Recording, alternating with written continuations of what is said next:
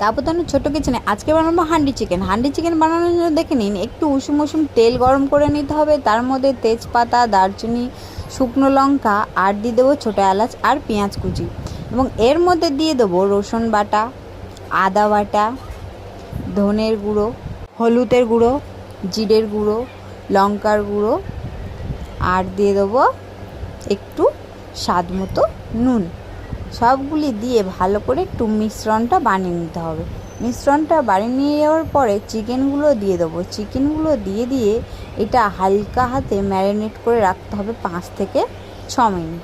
5 থেকে 6 মিনিট এটা ম্যারিনেট করে রাখার পরে আপনারা ওই হাঁড়িটাই নিয়ে গ্যাসের মধ্যে দিয়ে দেবেন। তো গ্যাসের মধ্যে দিয়ে কিছুক্ষণ ঢাকা দিয়ে রাখতে হবে। তো কিছুক্ষণ ফুটে ওঠার পরে দেখুন এইরকমভাবে হালকা হালকা যখন ফুটে উঠবে তখন একটু নাড়াচাড়া করে ঘরের তৈরি গরম মশলা, এটা আমাদের ঘরের তৈরি গরম মশলা, আপনারা